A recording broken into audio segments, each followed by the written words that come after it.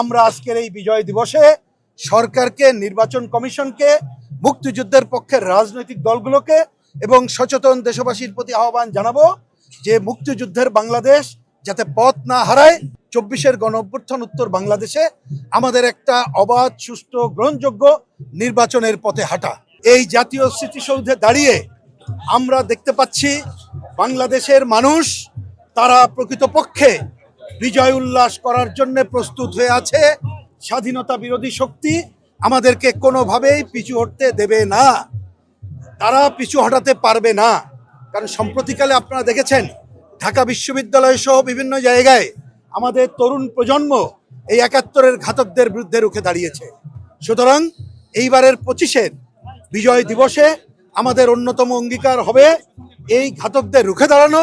একই সাথে 54 বছরের বাংলাদেশে আমরা মুক্তিযুদ্ধ যখন ঘোষণা করেছিলাম এই গণপ্রজাতন্ত্রী বাংলাদেশ, তখন আপনারা সবাই জানেন ওই ঘোষণাপত্রে বলা হয়েছিল আমরা সাম্যের সমাজ চাই, মানবিক মর্যাদার সমাজ চাই, সামাজিক ন্যায় বিচারের সমাজ চাই।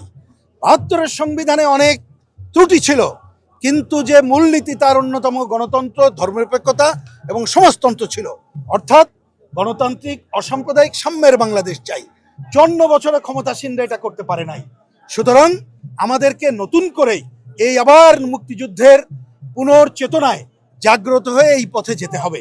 সেই পথে যাওয়ার জন্য একটা অন্যতম পথ হলে 24-এর গণঅভ্যুত্থান উত্তর বাংলাদেশে আমাদের একটা অবাধ, সুষ্ঠু, গ্রহণযোগ্য নির্বাচনের পথে হাঁটা। আমরা লক্ষ্য করছি এই নির্বাচনকে বাধাগ্রস্ত করার জন্য নানা মহল নানা অপতৎপরতা চালাচ্ছে। আমরা আজকের এই বিজয় দিবসে সরকারকে, নির্বাচন কমিশনকে, মুক্তিযুদ্ধের পক্ষের রাজনৈতিক দলগুলোকে এবং সচেতন দেশবাসীর প্রতি আহ্বান জানাবো যে মুক্তিযুদ্ধের বাংলাদেশ যাতে পথ না হারায়, এজন্য আসেন মুক্তিযুদ্ধের চেতনাকে জাগ্রত রেখে 90 এবং 24-এর গণঅভ্যুত্থানের আকাঙ্ক্ষাকে সামনে নিয়ে আগামীতে ফেব্রুয়ারিতে যথাসময় যাতে অবাধ, গ্রহণযোগ্য নির্বাচন হয় সেই পথে আমরা এগিয়ে যাই।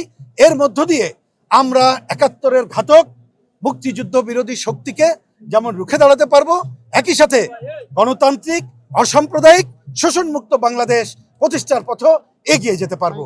এটাই হবে এবারের আমাদের বিজয় দিবসের অন্যতম অঙ্গীকার।